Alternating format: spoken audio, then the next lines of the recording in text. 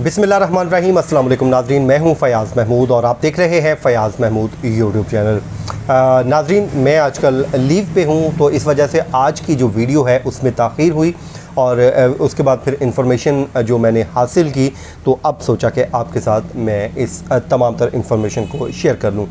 नूर मुकद्दम कत्ल केस की ही हम बात करेंगे और बड़ी ही अहम दिन था, ये 6 सितंबर का दिन था, लेकिन इसमें ऐसी पेशरफ सामने आई है और ऐसी अनहोने वाक़यात सामने आए हैं कि जिसके बाद अब कई सवालात पैदा हो गए हैं कि आया कि नूर मुकद्दम जो इस दुनिया में अब नहीं रहीं, क्या उनको इंसाफ मिलेगा या उनके साथ इंसाफ ये सिस्टम कर पाएगा या नहीं।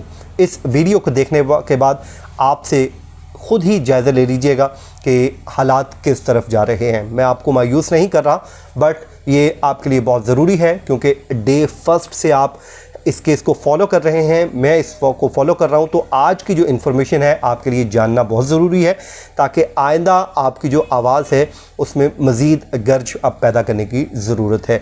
तो सबसे पहले हम इस्लामाबाद हाई कोर्ट से शुरू कर लेते हैं क्योंकि 2 इवेंट थे। पहला इस्लामाबाद हाई कोर्ट में जाकर जाफ़र की ज़मानत की दरख्वास्त थी, उसमें समाअत हुई और उसमें भी एक बड़ी पेशरफ ये सामने आई कि उसमें उन्होंने वकील तब्दील कर लिए हैं और उन्होंने अपना जो वकील किया है वो ख्वाजा हारिस एडवोकेट साहब को कर लिया है। ख्वाजा हारिस आपको पता है बड़े नामी ग्रामी वकील हैं, बड़ी अहम शख्सियत हैं और वो फ़ौजदारी के बड़े ही ज़बरदस्त वकला में उनका शुमार होता है और उनकी जो फ़ीसें हैं आमतौर पे ये कहा जाता है कि करोड़ों रुपया फ़ीसें ली जाती हैं। इससे कबल मैं आपको बता देता हूँ कि मियाँ नवाज़ शरीफ के वो वकील रहे और आपको याद होगा एक दफ़ा नवाज़ शरीफ साहब ने कहा था कि मुझे तो अब पता चला कि वकला की कितनी फ़ीसें, कितनी भारी फ़ीसें होती हैं। तो अब उनकी खिदमात हासिल कर ली हैं ज़ाकर जाफ़र ने और उस पर आज इस्लामाबाद हाई कोर्ट ने नोटिस जारी करके जवाब तलब कर लिया है जो मुद्दई मुकदमा है शौकत मुकद्दम साहब से, और उनको कहा है कि आइंदा समात पे उनके जो वकला हैं वो इस पे आर्गूमेंट करें और पुलिस से कहा है कि वो तमाम तर रिकॉर्ड मुकदमे का अदालत में पेश कर दें। तो ये तो होगी जी ज़ाकर जाफ़र की ज़मानत की दरख्वास्त का अहवाल। अब मैं आपको लिए चलता हूँ F8 कचहरी में, जहाँ पे आज मुल्ज़िमान को पेश किया गया और ये पहला मौका था कि इन सब को एक ही दिन में एक ही जगह पे पेश किया गया। जैसे कि जब मुख्तलिफ डेट्स थी तो इनको लाया जाता था, अगर ज़ाहिर जाफ़र को लाया जाता था उसको बख्शी खाने से ही वापस ले जाया जाता था। ज़ाकर जाफ़र, अस्मत आदम, दीगर जो मुल्ज़िमान हैं उनको लाया जाता था तो बख्शी खाने से ही वापस ले जाया जाता था। लेकिन आज इन सब को इकट्ठा अदालत में पेश किया गया और जैसे ही जब वहाँ पर पहुँचे तो जो पुलिस का प्रोटोकॉल था वो बड़ा ज़्यादा था। आज वहाँ पे सिक्योरिटी वजूहात बताई जाती हैं और उस दौरान हुआ ये कि ज़ाहिर है ये हमारे जो दोस्त हैं वहाँ पर मीडिया नुमाइंदगान होते हैं वो इस केस को कवर करने के लिए मौजूद होते हैं और उन्होंने वहाँ पर फुटेजेस बनाना शुरू कर दी। कोई अनहोनी नहीं, ये पहले भी बनती हैं और आज भी बनी। और जब फुटेजेस बनाना शुरू की तो उस दौरान हुआ ये कि अस्मत आदम जी जो मुल्ज़िमा है इस मुकदमे की, उन्होंने इंस्ट्रक्शन देना शुरू कर दी कि ये बंद करें इस वीडियो को, आप हमारी वीडियो कैसे बना रहे हैं, आपको किसने इजाज़त दे दी। तो जैसे ही उन्होंने ये इंस्ट्रक्शन दी तो जो पुलिस है साथ वो खामोश तमाशाई बन के रह गई। अच्छा, मामला यहीं पे ख़त्म हो जाता तो और बात थी। फिर हुआ ये कि कोर्ट रूम में जब इनको ले गए तो वहाँ पे ज़ाहिर है ओपन कोर्ट है, हम supreme court of Pakistan cover करते हैं, हम इस्लामाबाद हाई कोर्ट कवर करते हैं, हमने मियाँ नवाज़ शरीफ के केसेस कवर किए। यानी कि ओपन कोर्ट का मतलब ही ये होता है कि आप किसी को रोक नहीं सकते। वहाँ पर पुलिस ने जी इनको, मीडिया को वहाँ पे दाखिले पे पाबंदी लगा दी, गैर एलानिया, कहा जी आप अंदर नहीं जा सकते। पूछा गया क्यों नहीं जा सकते, कि जी केस चल रहा है। केस तो और भी चल रहे हैं, हम तो बड़े बड़े केसेस कवर करते हैं, हम तो सुप्रीम कोर्ट ऑफ पाकिस्तान के केस भी कवर करते हैं। तो उसमें खैर 3 हमारे दोस्तों को अंदर जाने की इजाज़त मिल गई। तो साकिब बशीर साहब, शाहिद सकलैन साहब और एक और दोस्त थे, ये तीनों अंदर जाने में कामयाब हुए। अच्छा, वहाँ पर भी जाके जब ये गए तो जो ज़ाहिर जाफ़र है जो मरकज़ी मुल्ज़िम है इस मुकदमे का, जिस पे ने कत्ल किया है नूर मुकद्दम को, उसने कहा जी कि मेरी प्राइवेसी है, हमारी प्राइवेसी है, आप यहाँ पे क्या करने आए हैं। तो जिसके बाद उन्होंने तो उसने कहा जी हमारी प्राइवेसी है, आप इसका ख्याल रखें।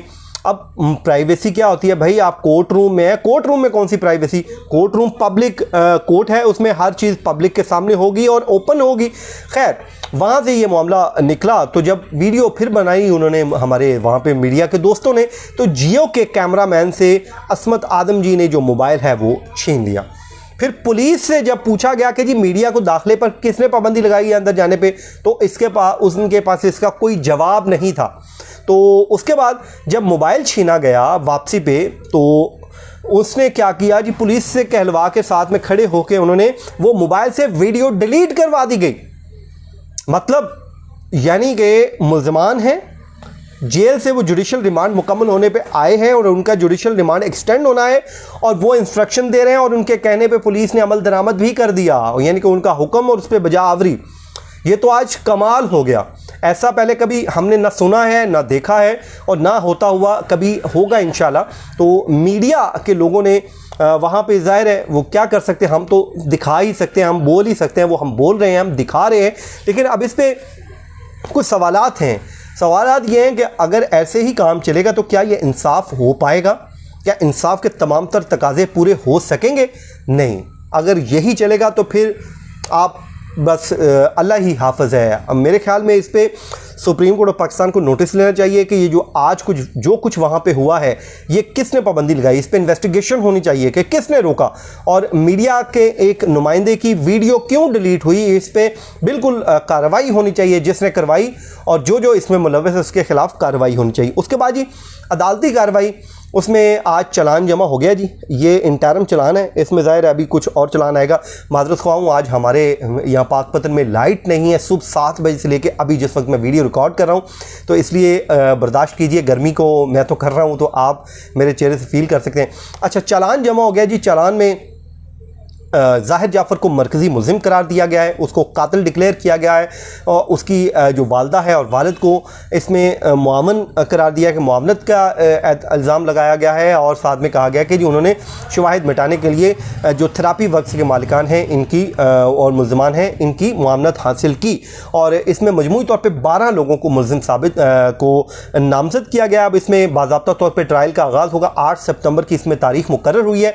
8 सितंबर को एक बार फिर मुल्ज़मान को पेश किया जाएगा, और ज़ाहिर है उस दिन मुमकिन तौर पे इनको कापियाँ दे दी जाएंगी चालान की, और मिनिमम 7 डेज़ का वक्त रखा जाएगा जिसमें चार्ज फ्रेम के लिए तारीख मुकर्रर कर दी जाएगी। जब चार्ज फ्रेम हो जाएगा तो उसके बाद इन तमाम के ऊपर फ़र्ज़ जुर्म आयद होने के बाद शवाहिद इकट्ठे किए जाएंगे, और शवाहिद की रोशनी में अदालत फ़ैसला सुनाएगी। तो ये था नाज़रीन आज का हमारा वीलॉग। अपना फ़ीडबैक देना मत भूलिए। मुझे दीजिए इजाज़त, अपनी दुआओं में याद रखिए। अल्लाह हाफ़िज़।